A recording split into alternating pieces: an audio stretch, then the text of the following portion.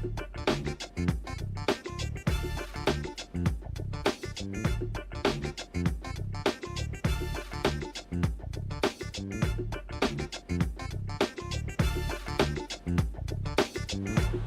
is Monday, August 30th, 2021. Coming up on Roland Martin Unfiltered. The last remaining U.S. troops have left Afghanistan, ending 20 years of Americans shedding blood in that country.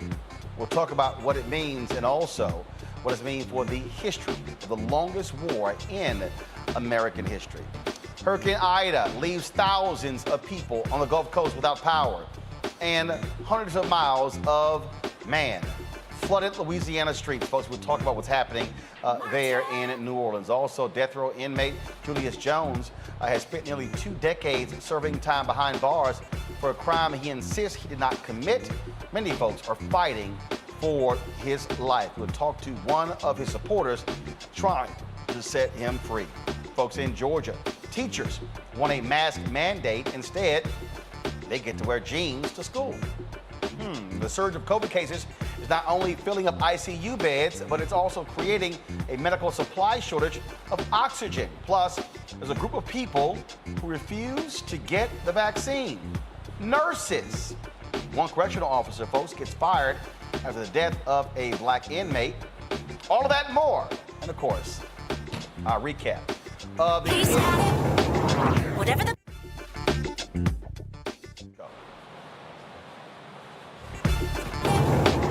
Whatever the biz, he's on it. Whatever it is, he's got the scoop, the fact, the find. And when it breaks, he's right on time and it's rolling. Best believe he's knowing. Putting it down from sports to news to politics. With entertainment just for kicks, he's rolling.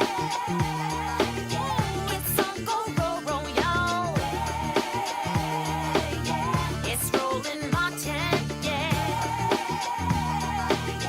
Rolling with Roland now.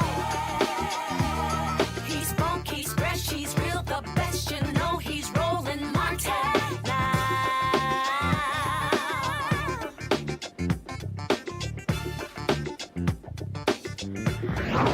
Martin.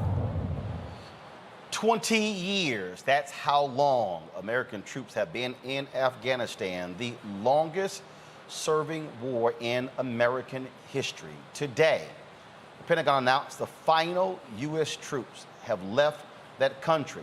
Only a few hundred Americans were left behind, according to the Pentagon. They are choosing to stay in the country, now firmly in control of the Taliban.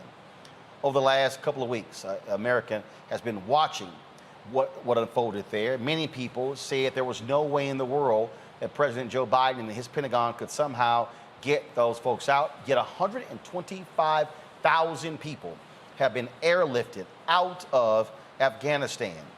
President Biden made it clear they were going to meet the August 31st deadline to leave Afghanistan, and that is certainly the case. This is a statement that President Joe Biden released with regards to this. He said he wanted to thank our commanders and the men and women serving under them for their execution of the dangerous retrograde from Afghanistan as scheduled in the early morning hours of August 31st Kabul time, with no further loss of American lives. The past 17 days have seen our troops execute the largest airlift in U.S. history, evacuating over 120,000 U.S. citizens of our allies and Afghan allies of the United States. They have done it with unmatched courage, professionalism, and resolve. Now our 20-year military presence in Afghanistan has ended. Now, of course, when 12 U.S. troops were killed as a result of a bomb there, many people said that this was going to somehow end the Biden presidency. That was not the case. So now what we are seeing is what happens when this war is over. Speaking of that, this weekend, President Biden and First Lady Jill Biden were at Dover Air Force Base in Delaware to accompany the caskets that were returned that came back. First of all, folks, these were, again, the bodies that were returned to Dover Air Force Base there in, like I say, in Dover. Is one of the most solemn occasions for any president to have to witness the return of flag-draped coffins of American service members. It was, of course, shocking to a lot of people when this actually took place. When you saw, of course, that bomb go off, and early on, when the bomb went off, initially there were no casualties, but as the day went on, we found out exactly what was the case. Marines and Navy personnel who died as a result of that. But now the war is over. 20 years. Now, what's interesting, you have your war hawks who continue to yell, holler, and scream for America to stay in Afghanistan. You have Donald Trump actually saying we should go back and invade the country again. I don't think for a second that America has the stomach to actually do that, because frankly, you've lost nearly 3,000 American lives, spent trillions of dollars. What do we have to actually show for it? Let's go to my panel right now, folks, to talk about this very issue, which has been one that a lot of people have been calling for a very long time. Dr. Julian Malveaux, Dean of the College of Ethnic Studies at California State University in L.A., Omakongo Dibinga, the professorial lecturer, School of International Service, American University, Dr. Julius Jones, to be your political analyst. Omakongo, I want to start with you. And we talk about, again, the longest war in American history, not the Korean War, not Vietnam, not World War I, World War II. It's a whole lot of bloodshed spilled, really, when the goal initially was simply to take out Osama bin Laden and the terrorists, but the Bush administration changed focus, and it was President Joe Biden who had the courage to stick with his guns and say, we're leaving on time. You're right, and it did take a lot of courage. I know a lot of people are saddened by the events that happened, and I was reading some of the bios of the soldiers who lost their lives. Many of them were 20 years old, meaning they were born the year this started. And so when people call this the forever war and they talk about the forever soldiers, that's a real issue. And so we are so saddened by the loss of those soldiers, as well as the many people in Afghanistan who were killed by that bombing as well. We also have to understand that even just because many U.S. soldiers didn't die, that people in Afghanistan were still being attacked by the Taliban and other forces. And so there was there's a lot of blame to go around. Of course, I don't recall ever seeing President Trump wait to greet any bodies that came back from anywhere, Niger or other places. Maybe he did, but I never saw it. Biden handled this with a lot of dignity, and I do believe that, yes, some mistakes were made in how the evacuation took place, but like Jen Psaki has said multiple times, they never expected the president of Afghanistan to just flee so quickly, or the members of the Afghanistan army to fold so quickly. Maybe people should have foresaw that when Trump decided to negotiate with the Taliban, but at the end of the day, like Biden says, the buck stops with him, and I know his heart is heavy because we all know he's a man of compassion, but this war did indeed need to end. I wish it was under different circumstances, but the way Trump set it up, it was going to be a lose-lose either way. And unfortunately, this hard decision had to be made. And I hope that more is still going to be done to get other civs out and other people who have that special immigrant visas to get them out of there, because they did work hand in hand with us and they deserve to be out as well. Celebratory gunfire erupting in Afghanistan once the word went out that U.S. forces were no longer in the country that they had left. That's what you're seeing right now, folks. And so the thing here is, look, if you look at the history of this country, the thing here, Julian, is that no other country has been able to defeat folks. I mean, they are warriors. I mean, look, you can sit here, you can call the Taliban, the Afghan force, whatever you want to call them. The bottom line is the Russians were unable to conquer the country. The Brits were American, was unable to do so. So the mission strayed from what the initial focus was, and it ended up being a 20-year occupation. Well, you know, Baby Bush took this so personally. He said they tried to kill my daddy. And that was when we went off center. I remember, in fact, I remember because I got kicked off CNN for saying it. Colin Powell held up this little thing and said, this could be anthrax. And so I went on the air and said, yeah, it could be hair grease too. We had no evidence that it was anthrax. But Baby Bush wanted to, quote, avenge his daddy. And now $2 trillion, 3,000 lives later, what do we have to show for it? Well, there is more peace there than there was, certainly. Their women have more rights than they did, certainly. But we are not sure that any of those changes are going to stick. I'm especially concerned about the women and the rights of women in Afghanistan because we know that pre our invasion, which is what it was, women couldn't drive, couldn't go to school, really couldn't do anything. And women have been able to increase their rights in Afghanistan, but much of that, it seems, is going to go away. The bottom line is, I agree with Obasanjo. President Biden did the right thing. It was time. It was 20 years. It was time for us to get the you-know-what up out of there. As you said, Roland, nobody could defeat these people. These people basically, like Russia couldn't with all their millions, all their people, all of that. Turkey couldn't. None of their neighbors could. And so we lost a lot of esteem, which is good. We seem to think we're the biggest and the baddest. The Taliban showed us really are we actually a flawed nation who cannot be running around the world because people do not agree with the way that we do business. Avis, this is video that was shot by folks there of that last American plane leaving Afghanistan with United States troops.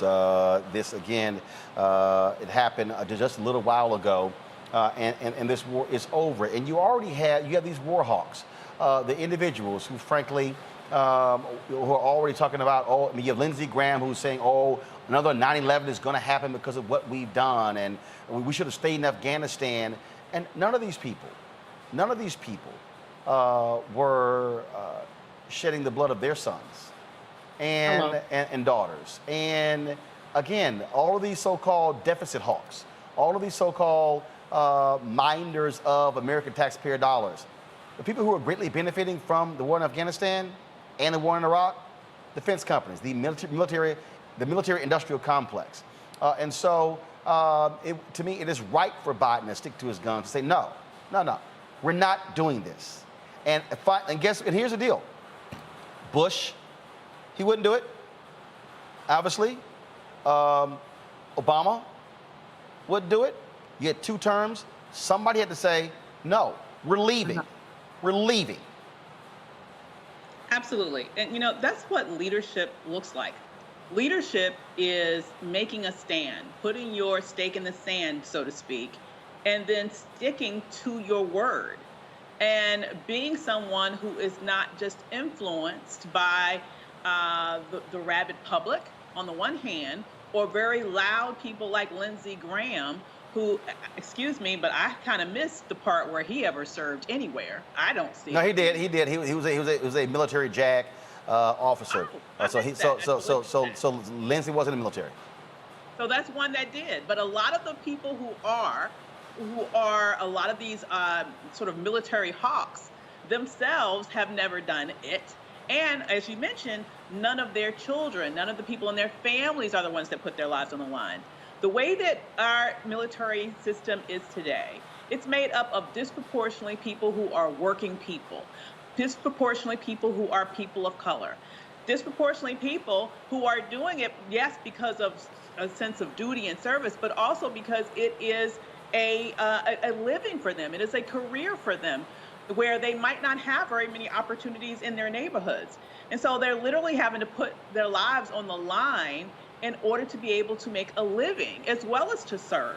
And so it's very easy for a lot of people who know that it's not their blood that's going to be spilled, or it's not the blood of their immediate family that's going to be spilled, to always be criticizing decisions that extricate us from situations.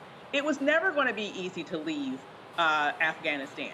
That's why a lot of these previous presidents didn't do it. Even after, as you mentioned, even after Osama bin Laden was killed, we stayed, because leaving was always going to be messy. It was always going to be messy. This was not going to be an easy sort of pull out of that situation and then things would go on as normal. It took bravery, it took courage, it took leadership to say, the buck stops with me. This is a horrible situation that just happened a couple of days ago, but I am going to stay firm to my word. I am going to leave. This is what leadership looks like. It's not fun. Sometimes it's messy, but this is exactly what this nation needs right now, or else we would be there potentially forever. And that's the thing that is so ridiculous when we listen to these folks in the Congo on Capitol Hill yell, holler, and scream, "Oh, we need to stay." Your brothers and sisters not going there. And again, what's the mission? Exactly what is it? I mean, at some point, we've got to be honest about this. And the reality is, you saw the drone strike that took place, where America announced that they had taken out ISIS leaders there in Afghanistan. This was a result of the strike. And so America still has that capacity. But to keep saying, and the whole deal was like, okay, well, how long? So what? That they want to have a Japan-type state in Afghanistan? We've been there since World War II. Is that what they're saying? That's crazy. Yep. You're right. And Malcolm Nance talked about this when he was on your show a couple of weeks ago. He said so often the reason why the Soviet Union, then Russia, and before that the Brits, before that failed is because the work to really work and win the hearts and minds of the people was never really prioritized. The focus was on military force.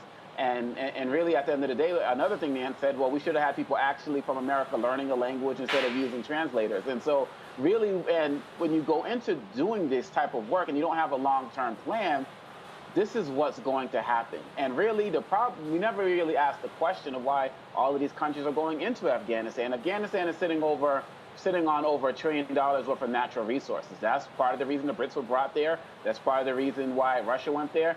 And people don't really want to talk about it, but that's part of the reason the United States was there as well. And so as long as the intentions are always economic and political, which is the reason why we go into any real conflict, it's not to liberate the people, we are going to always have issues when we don't understand that many of the people there may not want what we're selling and are going to continue to fight that. And until we understand that, there's always going to be issues when we go into countries like we did in Afghanistan. And I hope that's a lesson learned from this forever war.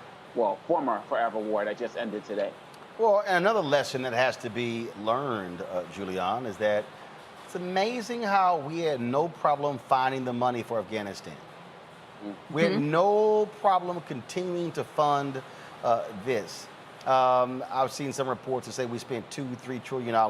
Others say we spent $20 trillion. It's always amazing when you talk about what we can find money to spend on and what we can't. Roland, that's the issue here. Is the lowest estimate that I've seen is $2 trillion. I've seen estimates as high as 15. You saw one that said 20. What we know is that it was a basic succumbus just taking up our money. What could we have done with this money? We're now fighting about an infrastructure bill that's $3.5 trillion.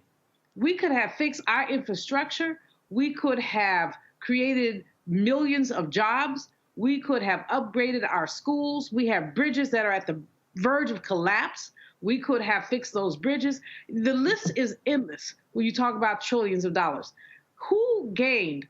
Congo has such a good point. Bechtel, that Dick Cheney has connections to. Bechtel made a, load of money off this war. Other defense companies made a whole lot of money off this war. War is a profit-making machine for those people. Furthermore, when Avis talks about who fights in the war and who had to go to Afghanistan because they couldn't find a job in the United States, we're looking at people who now, when we look at the ways that medical technology has occurred, people who've lost all their limbs, all 4 of them, and they're still here. And then many of these people, Roland, are fighting for their simple benefits. First, they fought for our country in a misbegotten war, and now they have to fight for their benefits. We keep hearing these stories of these gentlemen who are killing themselves or killing their spouses because there's inadequate mental health care available through the military. And we can go down the list. And the fact is that this was a joke. It was a stupid joke. It was a Bush-inspired joke. And but ain't nobody laughing. because it's not funny. It's a joke, and now we're dealing with the consequences, which most recently are the 13 people who were killed. One young woman, as over Congress, some of these people, 20, 21, 22 years old, they don't know why they're there. They're there because they, quote, want to serve our country. But a young woman holding a baby, rescuing a baby. And if you can't see that picture and not want to say to somebody, Bush, Obama, well, I don't even call that other man's name. What were you thinking? And then you have, of course, Joe Biden, who had the courage to just say, let's just put a period on this. Let's just stop it. I think he could have done it better. I think our withdrawal was extremely inelegant. But at the end of the day, we've got trillions of dollars, trillions, down the drain because of a misbegotten war. We're seeing any withdrawal of coming out of war that was elegant. Bottom line is it was going to be messy. The former CIA officials, Richard Mudd was on CNN saying, look, he said, show me a better way. At the end of the day, this was going to be the case. And again, and this is the key, Avis, it was a whole lot of people who were saying, oh my God, there's no way in the world we're going to be able to get out for 50,000 people in 2 weeks. A total of 125,000 were evacuated. Mm-hmm. That is historic. I don't think enough attention has been given to the fact of exactly how historic that is. The sheer volume of people that were transported out of Afghanistan in a matter of weeks is unprecedented. Are there people that were left behind? Perhaps there were. It looks like there were. But the number of people that were gotten out in this short amount of the time was nothing short of miraculous. And I think not enough credit is given in that direction for this administration. I completely agree with Dr. Malvo. It's a very kind way of saying this was an inelegant sort of exit. And I would have loved to have seen a longer runway, no pun intended, in terms of starting this process earlier to be able to get people out. But there were no easy answers here. I mean, there would have never been a period of time that would have been, I don't believe, adequate to be able to get this thing completely wrapped up, honestly, potentially even without any loss of life, because we saw that as time went on there, that's when threats continued to escalate. So who knows, maybe if we would have started earlier, that terrorist attack would have happened earlier. It just would have never been, I believe, an easy exit under any circumstances. What they were able to do in that short window, to me, was absolutely incredible. Absolutely. All right, folks, let's talk about what's happening in New Orleans. Recovery efforts are underway as Hurricane Ida is now a tropical storm. The Ascension Parish Sheriff's Office says the storm has claimed its first victim after a tree fell on a home and killed someone inside. More than 1 million customers are without power, including the entire city of New Orleans. Entergy Louisiana says some of its customers could be without power for several weeks. The storm made landfall as a Category 4 hurricane early yesterday afternoon on the 16th anniversary of Hurricane Katrina. Now, the scope of the damage will not be clear until teams canvass all of the areas and all can assess it. Ida's sustained winds have reduced to 60 miles per hour. However, it can still produce flash floods and tornadoes. Last night, President Biden granted Louisiana Governor John Bel Edwards' request for a major disaster declaration. In an interview with the Today Show this morning, Governor Edwards talked about the storm's impact and the ongoing relief efforts. Still doing search and rescue, and we have individuals all across southeast Louisiana, principally Lafourche, Terrebonne, portions of Jefferson Parish, St. John the Baptist, who are in a bad place right now because their homes have been damaged to the point where they're uninhabitable.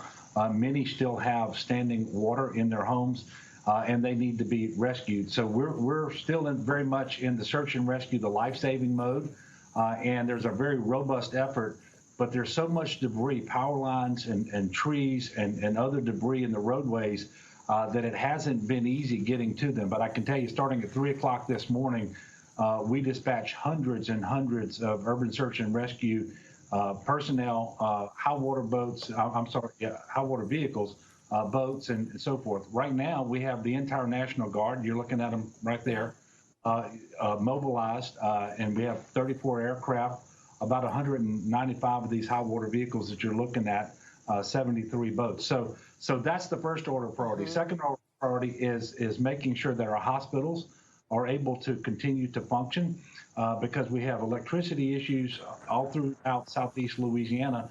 And we also have some water issues. You can't run chillers without water, and you can't do dialysis without water. But the biggest thing that happened in a positive way, Hoda, is the levee system really worked. Especially the hurricane risk reduction system there that protects Orleans and Jefferson Parish, and I know you know this area very well. It didn't overtop. There was no failure, and the situation in New Orleans, as bad as it is today, without the power, would be so much worse. All you have to do is go back 16 years, and you kind of get a glimpse of what that could have been like. But even further south, in Lafourche and Terrebonne parishes, for example, the levee system really held up very well. Otherwise, we would be facing much more problems today, but the damage is really catastrophic. Well, we have one confirmed death. I don't want to tell you what I'm hearing because what I'm hearing points to a lot more than that. They're not yet confirmed, and I really don't want to go there. I will leave it here. I'm certain that as the day goes on, we will have more deaths. So we were getting calls for help. We know that, for example, some apartment buildings collapsed partially in certain areas. This happened during the height of the storm, and there was no way to go out and respond to those calls. That's happening now, and we're going to be getting information throughout the day that I fully expect the confirmed death total to go up considerably. All right, folks. Again, we'll keep focus on New Orleans and the Gulf Coast and let you know how you can be of assistance. Can I go to a break? We come back. We'll talk about a case of an Oklahoma black man on death row for more than 20 years. Execution date has been set. Supporters say he simply did not do it. We'll discuss that next on Roland Martin Unfiltered. I believe that people our age have lost the ability to focus the discipline on the art of organizing. The challenges, there's so many of them and they're complex, and we need to be moving to address them. But I'm able to say, watch out, Tiffany. I know this road. That is so freaking dope.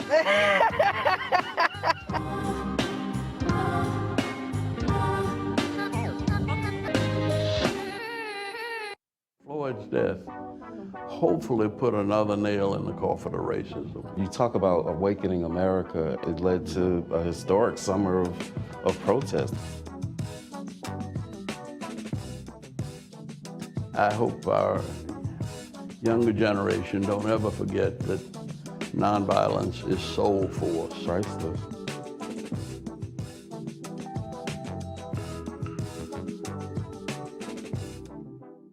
Folk. Right. You got to deal with it. It's injustice. It's wrong.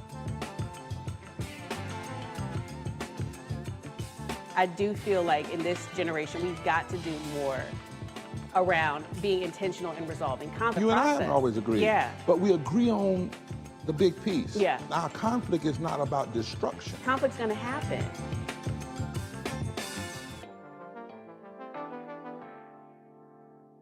Hi, I'm Teresa Griffin. Hi, my name is LaToya Luckett, and you're watching Roland Martin Unfiltered.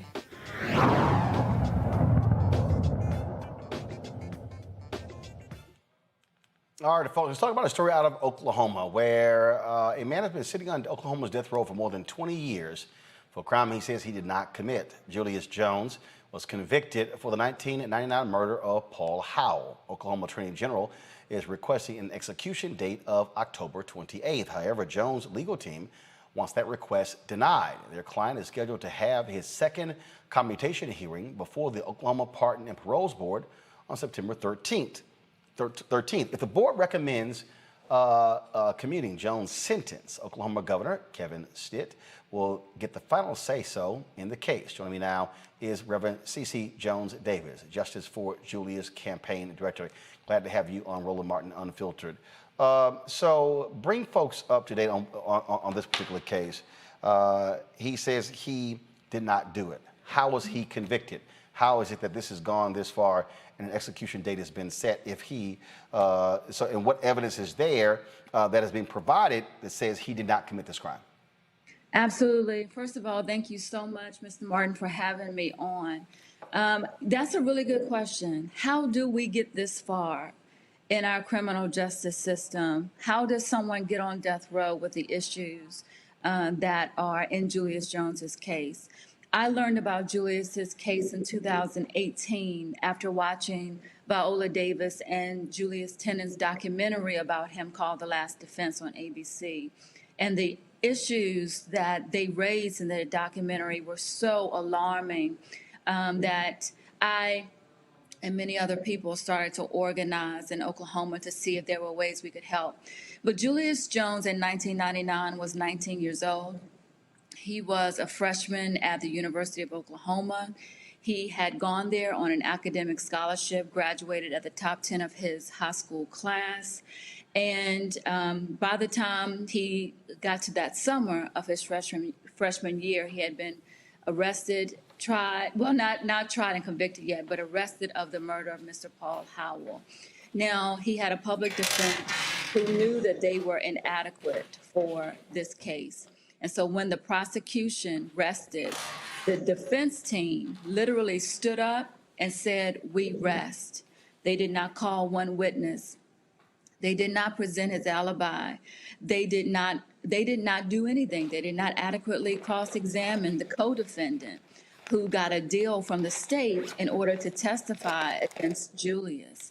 There was a photo that was taken 9 days before the crime that would have shown that the co-defendant fit the description, but Julius Jones did not fit the description.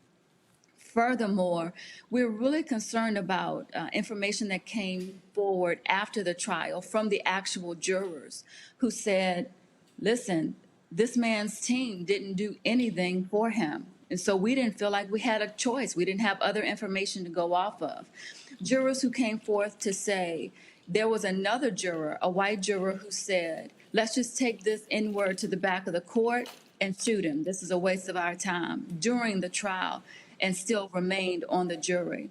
Julius Jones had one person of color on his jury. I don't think that's a jury of his peers at all. And so there's so many more issues in this man's case, and no court in Oklahoma has been willing to really look at the merits of Julius's case. Every court, every appeals process has been about seeing if the court before it did everything right technically, but the merits of this case have never been truly considered. There are 3 people at least who've come forward to say that the co-defendant, Christopher Jordan, confessed, bragged, admitted to being the killer in this crime. And it seems that Oklahoma just does not care. So with all of that, they're requesting an execution date. This is his second time going before the Pardons and Paroles Board. Is there any indication that they would rule that he should get a pardon or parole? So this would be, in March, the Pardon and Parole Board voted that Julius's case should be considered in a commutation hearing. And so this will actually be his first time actually before the Pardon and Parole Board. That hearing was scheduled for September 13th. And all of a sudden, last week, the brand new Attorney General filed a motion with the Court of Criminal Appeals requesting an October the 28th execution date for Oklahoma. Now, Oklahoma has had a moratorium, a hold on executions since 2015 because of a botched execution, right? Julius Jones has been on death row for 22 years. But all of a sudden, now that he has a commutation hearing coming up on the 13th of September, all of a sudden, Oklahoma is in a rush to execute him on October the 28th. And so tomorrow, the board has an emergency meeting where they decide what to do about this, whether to go forward with the commutation hearing on the 13th or whether to change this to a clemency hearing later on. We want Julius to have his commutation hearing. Why? Because if this was to be canceled and he were to get a clemency hearing, that hearing legally would take place about 3 weeks before his execution date. And statistically speaking, once someone has an execution date, it's like a freight train. It's very difficult to stop. And so we don't want Oklahoma to check boxes here. We want them to do the right thing. And the right thing is to have a commutation hearing without an execution date over this man's head. So who is handling, on the legal side, who's handling his case this time? Yeah, so he has an extraordinary legal team, Dale Bache and Amanda Bast outside of Arizona. They've had his case for the last 4 or 5 years. They've done their own investigating, and they can't believe it either. They can't believe it either. And so we're really grateful for them. We're really grateful for the Innocence Project that helped to produce the last defense with Ms. Viola Davis. And we're really grateful to the public who have understood that this is a man who deserves a chance to tell his story. And so we are really urging the Oklahoma Pardon and Parole Board tomorrow to vote to move forward with the September 13th date. That is what you said Julius had a right to. That is what he has a right to, and that is what you need to stick to. Questions for our panelists. I'll start with Julius Jones Weaver. You know, we oftentimes, every now and then, we hear about these stories, these atrocious stories about people who appears are about to be put to death wrongly. What is the best way that we can, as a nation, begin to do what we need to do to just roll back the death penalty altogether, given the fact that one mistake here cannot be undone? And we have evidence that we have literally killed people who we find out later are innocent. What would you suggest that individuals do to start to stop this arcane practice in this nation? Yeah, listen, there are amazing organizations out here doing incredible work around anti-death penalty and abolition, death penalty action, all sorts of organizations. And I really would encourage people around the country to find their statewide anti-death penalty chapters and get involved. The death penalty is a complicated issue depending on what state you're in. I 100% believe that it needs and has to be abolished.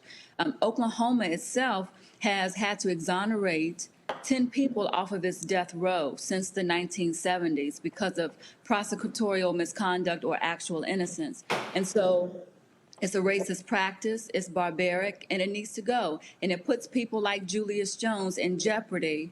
And it makes folks from around the country have to come out just to hold on to one human being's life, which is so worth it. But it 100% has to go. And people need to really get involved on the state level in dealing with their laws around the death penalty. Omokongo. Reverend, first of all, thank you for your tireless work on this case. And the real question I have is there anybody in particular that we should be targeting as it relates to pressure campaigns to make sure that what you're advocating for actually happen? Is it Attorney General? Is it where do we need to put our efforts to make sure we're fighting to make sure that this also happens the way you say it needs to happen? Absolutely. We really need folks to contact the Pardon and Parole Board's office tonight and tomorrow and ask them to go forward with the September 13th commutation hearing. You can visit justiceforjulius.com to find out more information. You can follow Justice for Julius on Instagram, Twitter, and Facebook to find out more information about how to actually do that. But contacting the Oklahoma Pardon and Parole Board, asking for the September 13th date is of utmost importance. We would also invite people to contact the Attorney General and ask the question, what's the rush? Why so soon? You're brand new. Why are you scheduling dates? Julius has been on death row for 22 years. He has a commutation hearing that you very well know about. Why are you trying to kill him? Why are you trying to push that date off? What is your problem? We would very much like people to contact the AG and ask him to reverse, call his people, Tell those people to pull it down. Tell the courts he made a mistake, that he wants to, retract his request for an October the 28th date. Julian. Thank you. Reverend, we're all in your debt for the work that you've done around this case. I watched the parts of the Viola Davis documentary, and of course, Julius was a very young man, 19 when he was arrested. The racial politics seemed to be quite clear in terms of the fact that this was a white area where white folks were used to being safe, and they were just finding anybody, any black person to do this. But my challenge is with the fellow who kind of flipped on him, the co-defendant who ended up with little or no sentence, and who very likely was actually the shooter. Right. It's kind of petty to ask this question, but then again, it isn't. What has happened to him, and what legal consequences has he faced as opposed to those he might have faced? He might have been sitting on death row instead of Julius. Instead, what happened? Yes, ma'am. Well, Christopher Jordan made a deal with the prosecution to avoid a death sentence. And he told the prosecution that he was a driver, but that Julius Jones committed the crime. And so he was supposed to serve 30 years in prison for his acts. However, he made a second deal with the prosecution at some point, and he ended up serving only 15. And so my understanding is that he got out of prison some years ago, and that he's out living his life. To my understanding, to my knowledge, he would not be able to be prosecuted for this crime or retried for this crime. So it's very, very unfortunate, and it's a sad state of affairs. Could he recant? Could he recant his lies, or would it not matter? I think that he could. I doubt at this point very seriously that he will. He's had so much time to do that. He's been encouraged by community people to tell us what he knows, and he's made his decisions. And as he said to one of the folks who came forward to talk about his admittance, he said that he feels bad about what's happened to Julius, but he wasn't going to put himself out there to be executed. So, that's what it is. All right, then. Well, look, we certainly appreciate it. We'll be watching the case to see what happens with this parole board, if they will move forward for September 13th. We appreciate it. Thanks a lot. Thank you very much. All right, folks, before we go to a break, let's hear from our partners with Seek.com.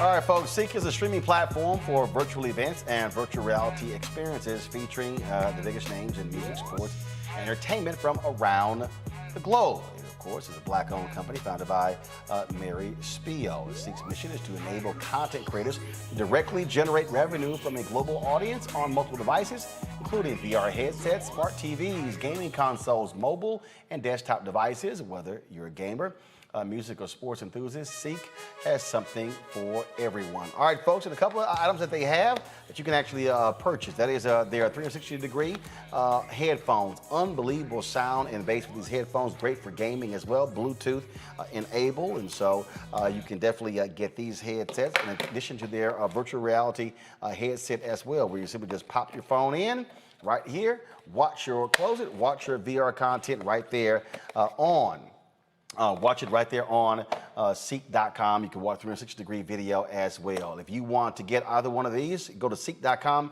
Use this promo code RMVIP21, RMVIP21, and that will give you a discount.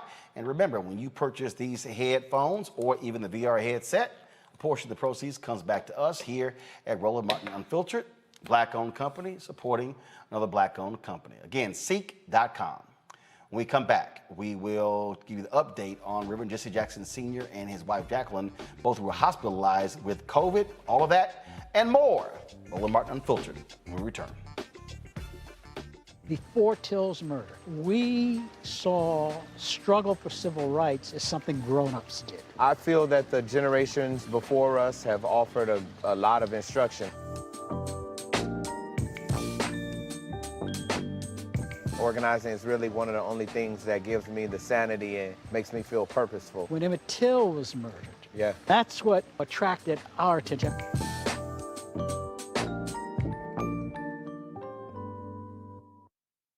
When you study the music, you get Black history by default. And so no other craft could carry as many words as rap music. I try to intertwine that and make that create whatever I'm supposed to send out to the universe. A rapper, for the longest period of time has gone through phases. I love the word. I hate what it's become, and to this generation, the way they visualize it. Its narrative kind of like has gotten away and spun away from, I guess, the ascension of Black people.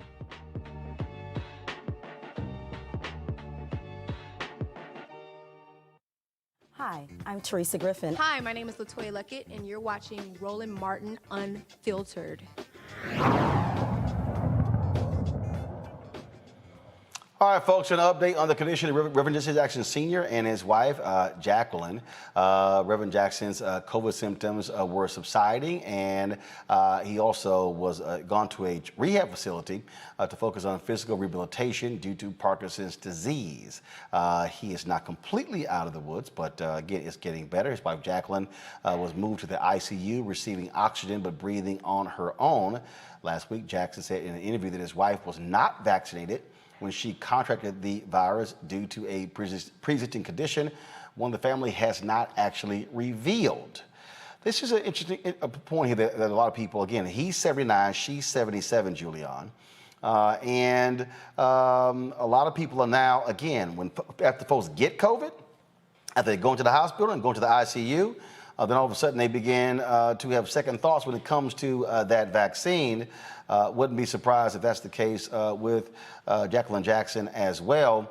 And, I've been dealing with these people, battling Teddy Riley, Tank, Busta Rhymes, all these folks. I got people tweeting me, posting, saying, oh, I'm wrong, I'm crazy, should not take the vaccine. But here's a number that I think is the most important. 98% of the people right now who are in ICUs around the country are unvaccinated. 98%. Now, if you want to sit here and say you don't want the vaccine, that's fine. Look, it's your choice. But the thing that's interesting is that these people who have refused the vaccine, it's amazing, Julian, they're not refusing the medical service when they get hospitalized.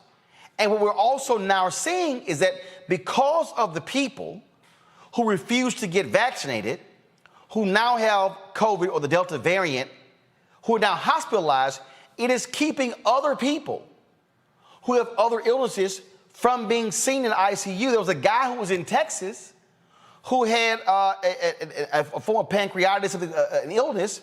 He was a veteran. They could not find an ICU, and he died. It was too late because all of the ICUs were filled. And so it amazes me when I listen to the folks say, I don't want to get vaccinated. Okay, so why do you go to the hospital when you get sick?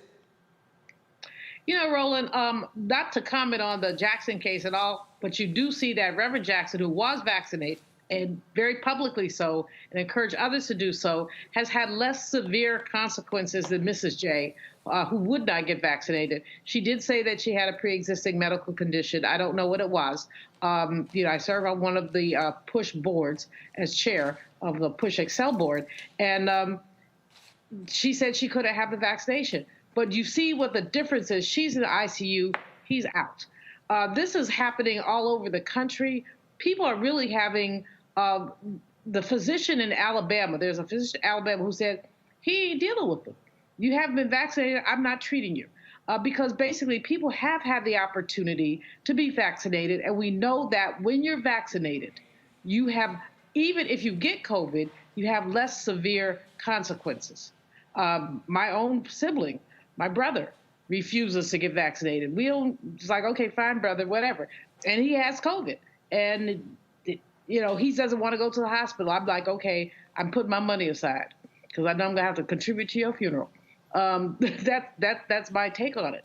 I just think that there's so much research that's been done. Now the FDA has has basically approved the vaccination. Anybody who does not get it is not only endangering themselves, but they're endangering everyone else, and it's a shame. In addition, the resources that we're using at Cal State LA, if you don't get the vaccination, you must have it. If you don't have it, you have to be tested 2 or 3 times a week. How much is that costing? And what could that money be used for? Well, you have to be tested. And you have these anti-vaxxers who are so adamant, just so adamant that they don't want to get vaccinated. And they can't give you a good reason why. Tuskegee is not a reason. Tuskegee is simply not a reason. So what's your other reason? You just want to be contrarian. And your contrarian nature is going to kill people. The thing that is interesting here on Congo, and there's a lot of people, they sit here and they offer a lot of excuses. Someone said on YouTube here, oh, what about the folks with medical conditions who can't get the vaccine? That's not a lot of people. It's not. Right. It's just not a lot of people. And we understand that. But what we're dealing with are not people with medical conditions who can't get vaccinated. It's people who are violent anti-vaxxers. And again, here's the deal. Okay, fine. You don't want to get it. But the point that I'm making is the number of people who refuse to take the vaccine, who now get sick, who now occupy our hospitals, are filling up the ICUs. And you have cities in this country, especially in southern states, where are 98%, 100% full ICUs. There are people with other illnesses, folks who are having, one guy suffered 6 gunshot wounds and could not see him for a week. 6 gunshot wounds because all the ICU beds were filled. Let's also add to that Hurricane Ida and the people who are going to need medical attention as it relates to that, who are not going to be able to get attention. And it is really problematic because not only are we dealing with the vaccine issue, but we're also dealing with the mask issue. When kids started to go to school in the spring, the last spring, there was no issues with masks. They were not politicized. Now that's added to the politicization along with the vaccines, and we're seeing the situation where one teacher infected a whole bunch of elementary school students because she was unvaccinated and unmasked, and has messed with an entire community. I saw a professor in Georgia, 80-something years old. A student was trying to play around on her mask, not being serious about it. He retired in the middle of class. He said, I'm done with this. And so, yes, our hospitals are being taxed, our communities are being taxed, people are not getting the resources, and people just want to be sticklers, they want to be ignorant, and they just want to thumb their noses at people. Let's also add several conservative journalists or talk show hosts. I think 3 have died in the last 3 weeks, including Valentine as well.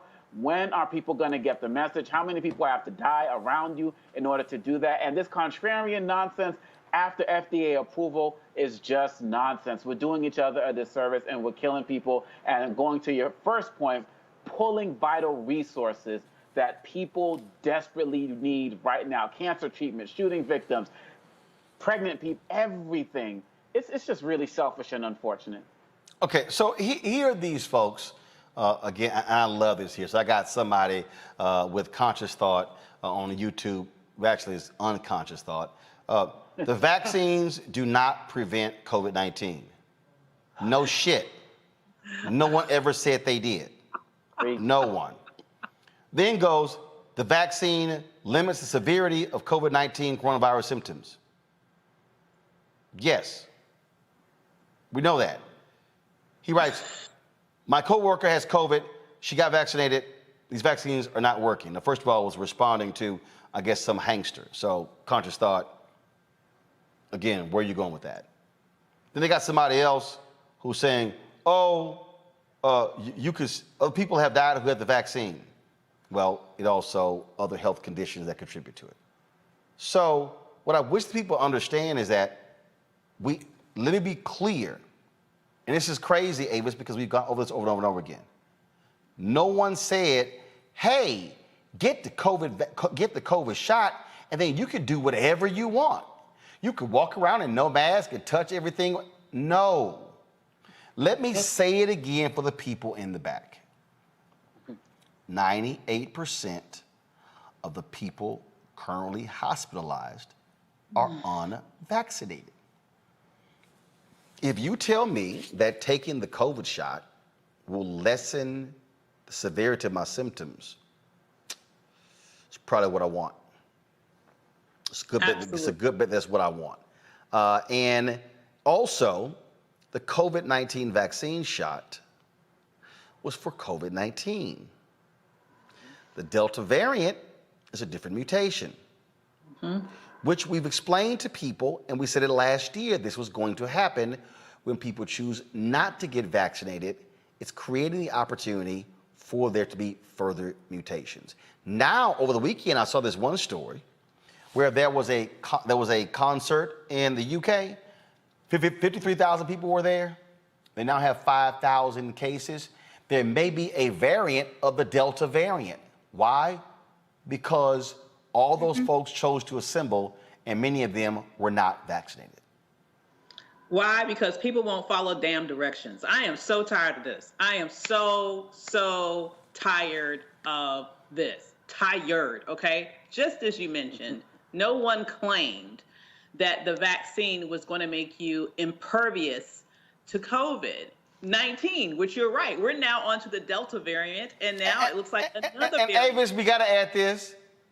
Birth control pill is not 100%.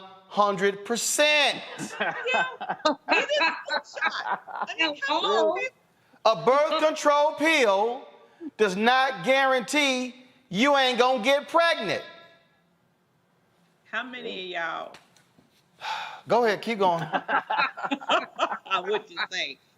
Wouldn't be here if the birth control pill was 100%, but let me not go there. Okay, all I'm saying is what it does, it is doing very effectively in terms of the statistics that you just shared, Roland. It's supposed to make sure that if you do come down with the disease, that it will be less severe, that you have a much reduced chance of ending up in the ICU and dying. And every statistic that we can find around that suggests that it is in fact doing that very important thing. Next, as you mentioned, we are having these different variants. And for people who are saying you shouldn't get the shot because it doesn't help you because we have these variants, guess what? Do you ever wonder why there's a different flu shot every damn year? Okay? That's the nature of viruses. They shift, they change, they don't stay the same. All right, and so this is why there is discussion about, and there is approval for, at least with Pfizer, and I'm sure there will be with others, a booster shot later on. This is not some sort of one and done situation. This is a new thing that unfortunately looks like we're going to have to just live with. But it's going to be harder to live with it when you have people who won't follow damn directions. And as a result, we keep getting more and more dangerous variants of this even faster. If people would just follow damn directions, we would be a lot further along in battling this crisis than we are right now. People who are saying, it's my liberty not to wear my mask. Listen, it's not your liberty when you are taking away my right to be able to go to the doctor if I get in a car accident and expect to have access to medical physicians. That's where your liberty stops when you are infringing upon other people. As was just mentioned, this is one of the most selfish things that you can do. On the one hand, one could say, hey, maybe on the far end way of the way of looking at this, maybe this is Darwinism. But the issue is, you're not just taking yourself out when you make the decision not to protect yourself with the best technology that we have right now. Is it perfect? No, but this is the best technology that we have right now. And so when you make your decision not to arm yourself with protection that we have available to us today, it's not just you that you're impacting. It's all the people around you that also want to live. You're making it much more dangerous for us to be able to have life, liberty, and for the pursuit of happiness because you don't follow damn directions. Folks, let me tell you how this is also impacting us even more so. Right now, there are, we told you about 39.6 million reported cases of COVID. 654,000 people have died. The problem we're now facing is that we're seeing a significant problem with oxygen. Many southern hospitals in Florida, South Carolina, Louisiana, and Texas are running dangerously low on oxygen. Some hospitals must use their reserve supplies or risk running out of oxygen completely. Medical officials note the Delta variant is causing more aggressive symptoms, resulting in deaths at a more rapid rate. Hospitals are struggling to meet the demands of patients needing oxygen. Again, this is the thing that we keep trying to explain to people, Omakongo. It then becomes a spiraling effect. One thing leads to the next. And so now you're talking about ICU beds fill up. Now you're talking about oxygen levels as well. So what the hell do you do when you run out of oxygen? Why? Because these folks can't breathe. It's sad, man, because this is everything we were hearing when the Delta variant hit India. I remember hearing all of those stories, people trying to get oxygen to their relatives in India and get these tanks, and now it's right here. Somebody once said that we are victims to our notions of American exceptionalism. We keep having this idea of that's not going to happen to us. That's not going to happen to us here. When COVID hit, oh, it's just kind of a California thing. It's a New York thing. It's not going to get here. Oh, it's the liberals and all of that. And then it starts hitting different places. When are we finally going to realize that this is a disease that does not discriminate? When are we going to realize that this is something that doesn't care about your politics? And really, at the end of the day, when we're talking about oxygen tanks in the United States of America and we're being deprived on that, Roland, I don't know, man. It's like people almost have a death wish on some levels. And I don't really know what's going to happen. When people say it's that type of Darwinism, it's scary.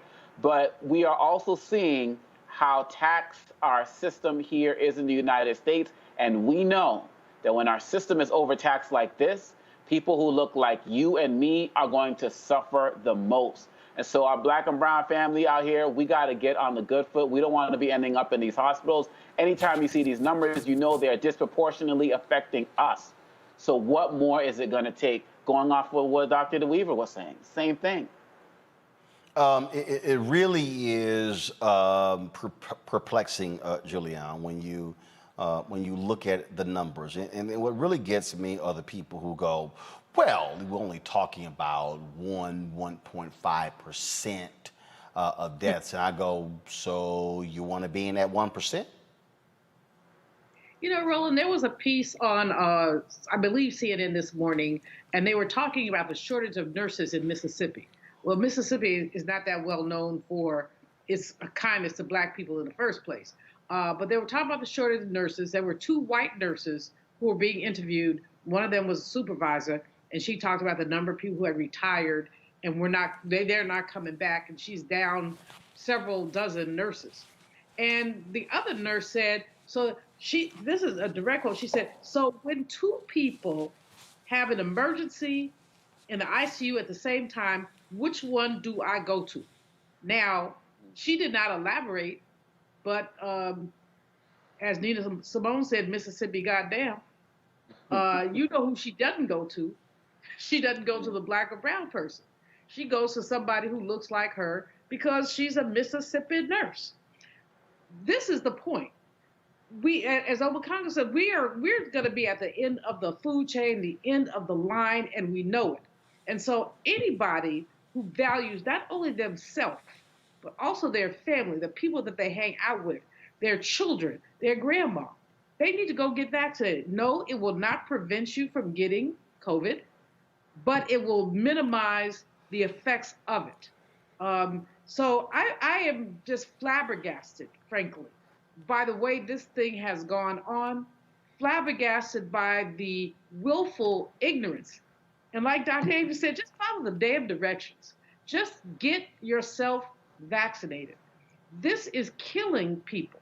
It's truly killing people. And you walk around, you see people, they don't mind being all up on each other. They don't mind all this. And if they're not vaccinated, they will, if they don't die, they're going to make somebody else die.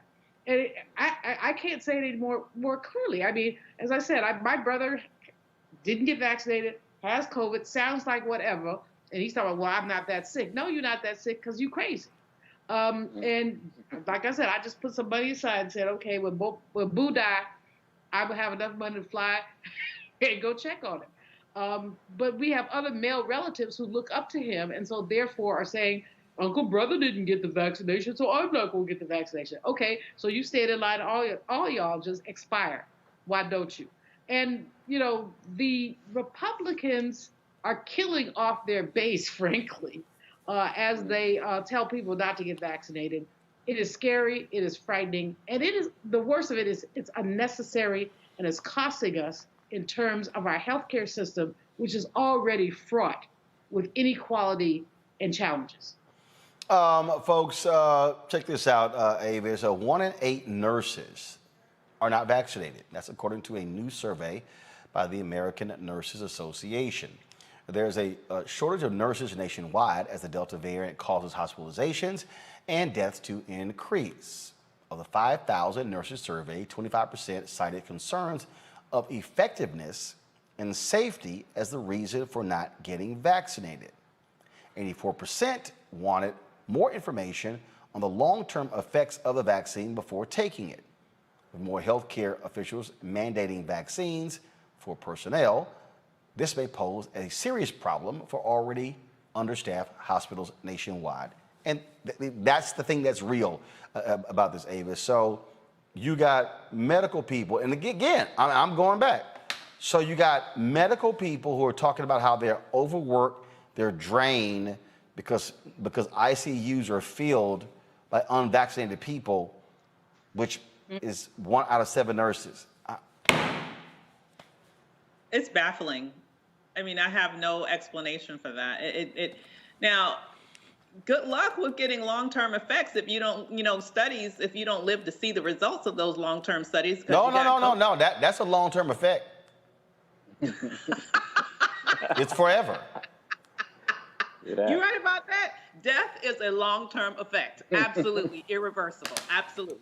But it is really sad because I have clients, honestly, who are nurses, and I hear from them about just the sort of unrelenting pressure that they're under right now. This never-ending onslaught that they're facing right now with what has happened to the healthcare industry in terms of trying to keep up with this never-ending, it seems, battle that we're having with COVID, because you have so many people, including, it looks like, in their profession, even a very uncomfortable percentage, who are not doing all that they can to protect themselves, which keeps this thing going. The other side of the coin that surprises me, this isn't nurses per se, but I keep reading, these stories about these people who are taking all of these unproven remedies, even to the extent of taking deworming medicine for horses. I grew up around horses. My father had horses. I've actually seen my father give horses deworming medicine. Do you know how damn big a horse is? I mean, why the heck would you think that it would be okay for you to take some medicine that is meant to go into an animal of that size. It's like it's at some point this is not an epidemic of the vaccinated. It becomes the epidemic of the stupid. Now, come on, who does that? So you feel completely safe taking medicine for a damn horse, but you will not take a vaccine that. Well, let's just hold up. And ain't asking about the side effects of that drug. What the heck? Yeah, another one is that. How about your ass start eating hay? Into the poison, these poison places, because people have taken this poison. It's not for human beings. Please make it make sense. I can't. I just cannot. I refuse to can. It makes no sense to me. Not quite sure what the hell's wrong with these folks on that one. It is, now check this out, y'all. In Georgia, a school superintendent is allowing teachers to wear jeans to alleviate pleas for district-wide mask mandate. Huh? Bullock County School District Superintendent Charles Wilson sent an email encouraging to help teachers to be more comfortable in classrooms. The email reads the following: I realize that words can only go so far, especially when one is doing so much. But I still have to reach out and say thank you for all that you are doing for our students and for each other. Everyone fights their own battles, but all of you are angels and heroes to our children, and they need you. Please remember that. I talked with principals today, and we all agreed that though it is a small gesture, you would enjoy the liberty of wearing jeans for the next month. Wilson wrote, so by all means, please enjoy your jeans throughout the month of September and the rest of August. The email offended teachers, citing rising COVID cases, the need for a mask mandate to protect students and staff. Hundreds of students in the district tested positive for COVID in the first 3 weeks of school. Masks are currently optional in the school district, and exposed students can still attend school as long as they are asymptomatic. So, Julian, I'm confused. He chose jeans over this. I'm just trying to understand. I'm just trying to understand what's more comfortable. First of all, this mask is not uncomfortable, but I dare say that if it felt like my chest was caving in and I couldn't breathe, that might be a wee bit uncomfortable. This is hilarious. It is beyond hilarious. I mean, I don't know who this man is. I don't know how he became a superintendent. He needs to give his credential back and go someplace. I mean, this is just the craziest thing I've ever heard. First of all, the reason why teachers dress professionally is to show students, to be role models for students. And the teachers want mask mandates because they want to be safe and they want their students to be safe. So what does this idiot do? I mean, so you can wear jeans? I mean, what is the point? I don't get it, but I just find it repugnant that someone who's an educator and a theoretical role model would come up with such a stupid, not trying to curse on the air, but you know what I'm thinking. Just a stupid directives. So no mask, but you have jeans. That's not an even exchange. I mean, that's simply not an even exchange. I mean, I don't get it. I am an educator. That's what I do. And I just can't figure out this man's rationale. But if he's elected, put him out. If he's appointed, unappoint him. He is endangering students, and he is endangering teachers, and he is a MF idiot.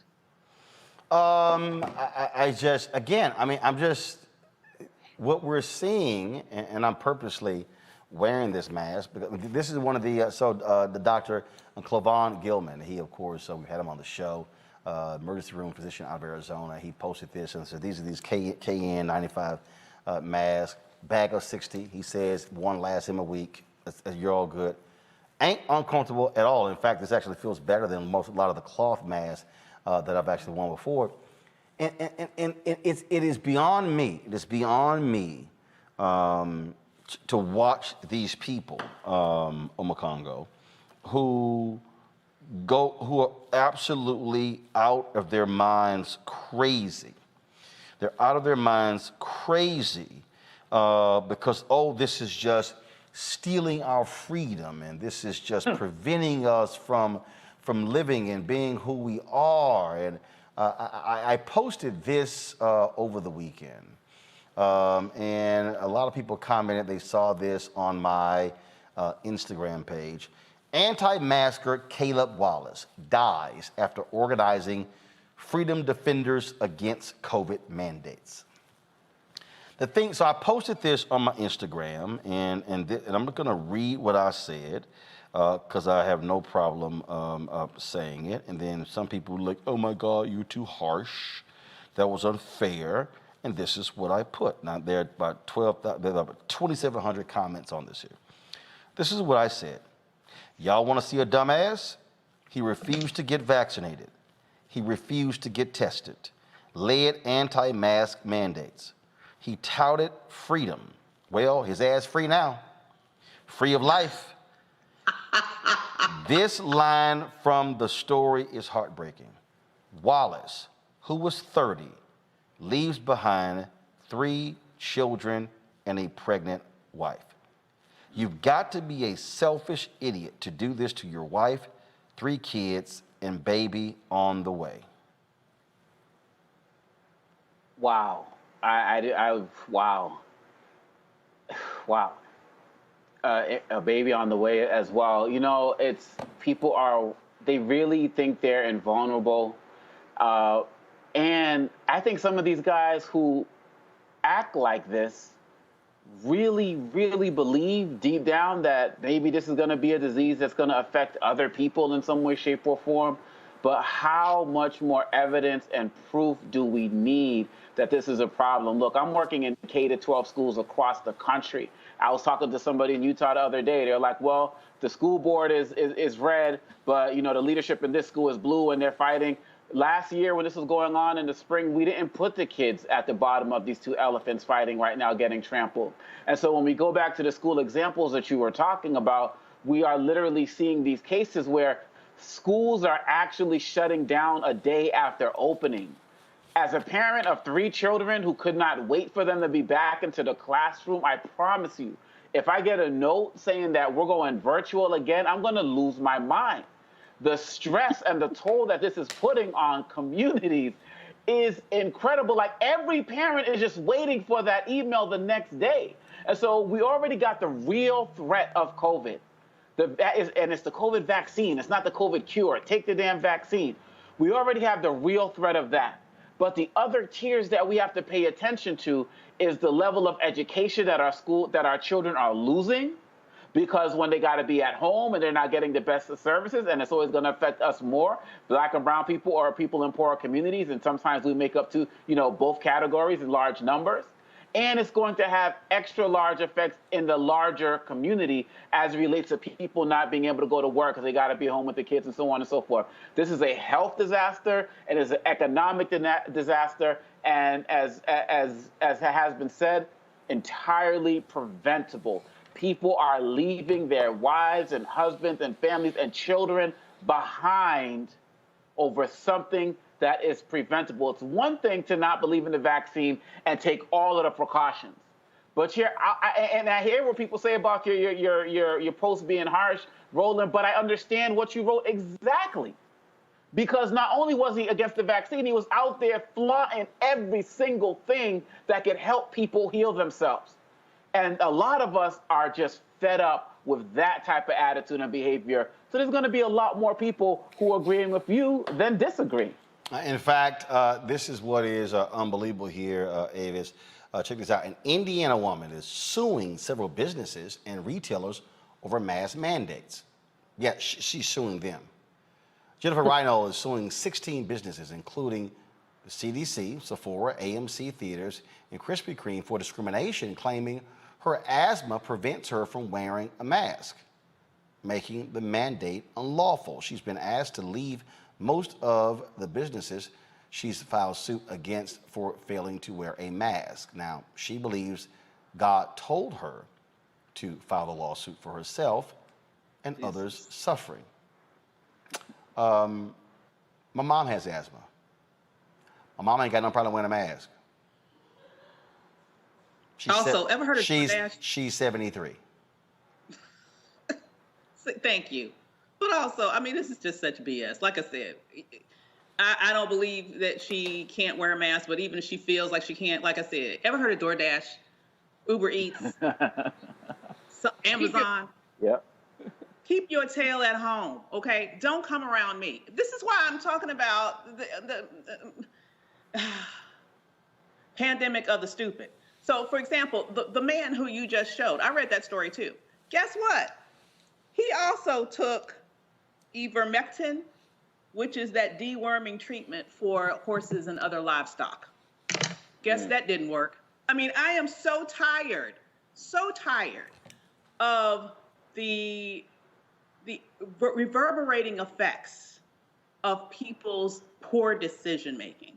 You know, if you feel like you can't put on a mask, just keep your ass at home. I'm sorry. I'm just tired of these folks, Roland. I can't hold it in anymore. Stay home.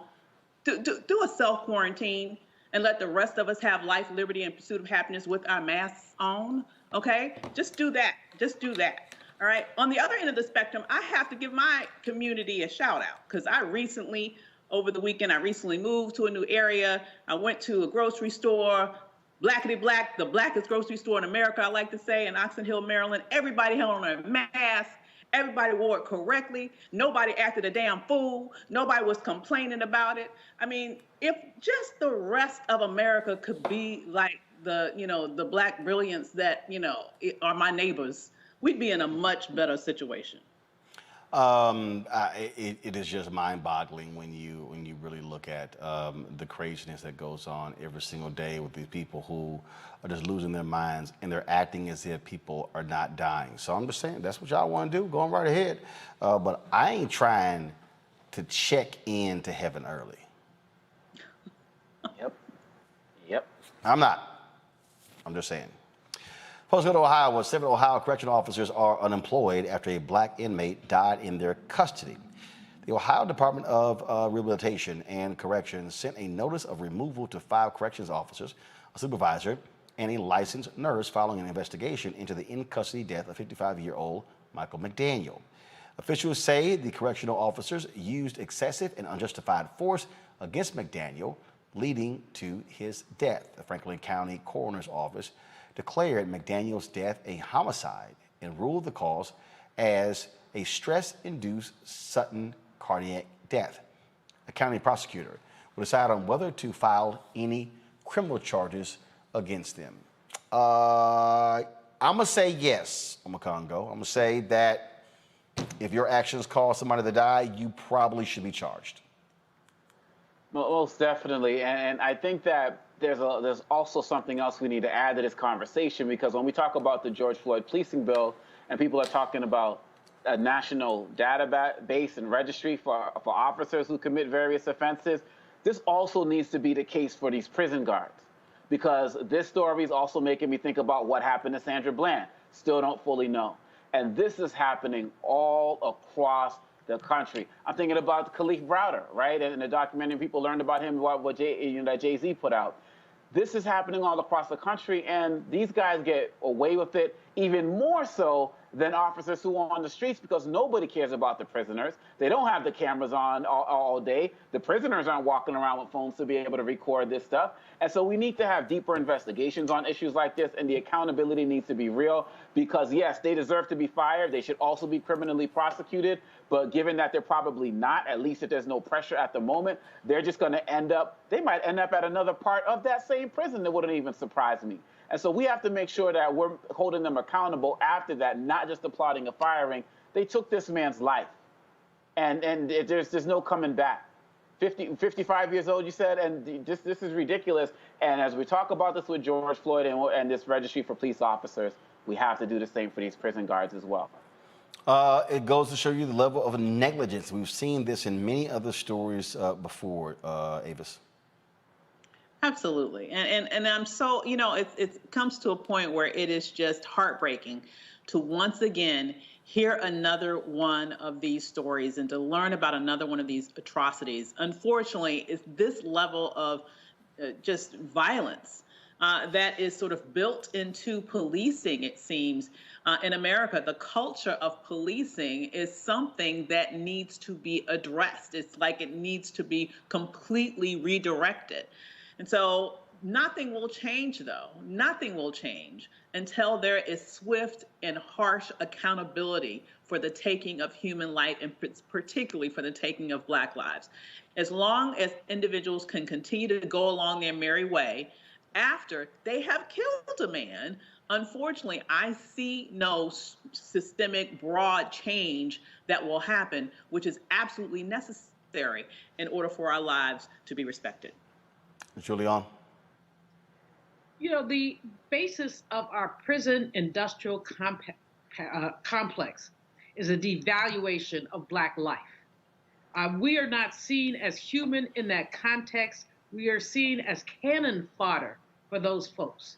So they can do whatever they want. They support each other. They hear no evil, see no evil, speak no evil of each other. And therefore, we have lives lost. Obakongo is absolutely right to raise up the Sandra Bland story. But there have been so many recent stories in the last decade of young Black men who theoretically committed suicide while they were in jail. Yeah, right. But the list goes on. This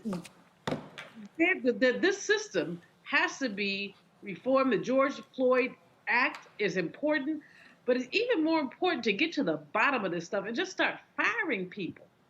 Why, if people can be tried and convicted by a jury of their peers, how come they can't be incarcerated by prison guards of their community? Which would change at least some of the equation. I mean, Black folks can be as crazy as white folks under certain conditions, but why can't we deal with that? The fact that anytime someone is killed while they're being incarcerated, that requires not only investigation, it requires justice, because we know that an incarcerated person, possibly handcuffed, hadn't done anything to anybody to be killed. Excessive and unjustified force is a byproduct of a racist policing system that essentially puts Black lives in jeopardy every time we run into one of these people. Folks, let's talk about what's happening in Haiti, where officials say several U.S. military aircrafts are carrying food, tarps, and other material into southern Haiti. The country is still recovering from the August 14th massive 7.2 earthquake. Now new relief efforts are shifting towards helping earthquake victims make it through the hurricane season. The estimated death toll sits at more than 2,200, with over 12,000 people injured and many more still missing. So let's not forget what's happening in Haiti. All right, y'all know what time it is. I'm white. I got you, Carl. Illegally selling water without a permit on my property. Whoa! Hey! Give us your ID. You don't live here. I'm uncomfortable. So today, Black correspondent for NBC, Shaquille Brewster, was live from Mississippi, where he was reporting on the hurricane. Brother just trying to do his job. Then this happened.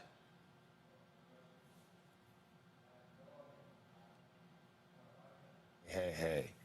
We're going to check in with Shaq Brewster just to make sure all is well. Some trees that have fallen, or at least limbs that have fallen. So they're going to go ahead and do that survey to make sure that they're okay. Craig, I'm going to toss it back to you because we have a person who needs a little help right now. Hey. We're going to check in with Shaq Brewster just to make sure all is well. There's a lot of crazy out there, a lot of crazy. And Bill Cairns, thank you as well. Again, we'll make sure Shaq's okay. And do that survey to make sure that they're okay. Craig, I'm going to toss it back to you because we have a person who needs a little help right now. Hey. We're going to check in with Shaq Brewster just to make sure all is well. There's a lot of crazy out there, a lot of crazy. And Bill Cairns, thank you as well. Again, we'll make sure Shaq's okay. I do want to note here for a moment, you probably saw or heard a few moments ago, one of our correspondents was disrupted by some wacky guy during his live shot there in Mississippi. Please report that Shaquille Brewster is doing just fine. Shaq is okay. I'm just saying, would have been white man down, white man down. I'm just saying, what would have happened? You just rolling, guys, pull the audio up a panel, y'all. That's when he dropped the mic. I mean, because you saw how they were talking. You saw how he pulled the microphone out and put his hand in his chest. Yeah. That microphone would have been my weapon. I'd have hit him right upside his head. Right upside his head. And poor Craig Melvin ain't Roland Martin, so he can't say crazy ass white man assaulted, our reporter, and he called it wacky. No, he ain't wacky. He MF batshit crazy. What the? Yeah. Never mind. Don't get me on my soapbox about crazy ass white people but between COVID, the hurricane, and just pure ignorance, this has taken this up to a level. It's exponentially caused insanity. Exponential insanity. I mean, how dare that man? And praise the brother for keeping it together. But like I said, that microphone would have been upside that boy's head, and the next shot would have been of him laying in that water. Yeah, there would have been a little problem there. I'm just saying, you roll up on the live shot. I don't know if you carrying something or whatever. Somebody would have got popped in their mouth in Macongo. Most definitely, Leo. And look, these reporters, they're going to have to start carrying stuff. I mean, not, to protect themselves, a taser or something like that, some pepper spray or something, because in addition to what Dr. Malvo was saying about COVID and all of this other stuff causing people to just go nuts, we also got the Trump and Republican-induced hate towards the media. So, these guys were targets before COVID even became a thing. Like, with all of these issues going on, people are looking for folks to target. I feel really sorry for Shaq, but quite honestly, these guys are going to have to figure out, maybe they have a police detail with them or carry something, like I said, some mace or pepper spray, because they literally have to protect themselves, because this is happening all across the country. I remember I saw one journalist, a lady said, well, oh, are you from CNN? And the lady was like, no. She's like, oh, because if you were, I would spit on you. Like, seriously? You're going to literally walk up to someone and spit on? You ain't going to spit on me if I'm reporting. There's going to be a problem. And it's going to be just a matter of time if one of these reporters do drop their mic and just start swinging the mic, I'm saying.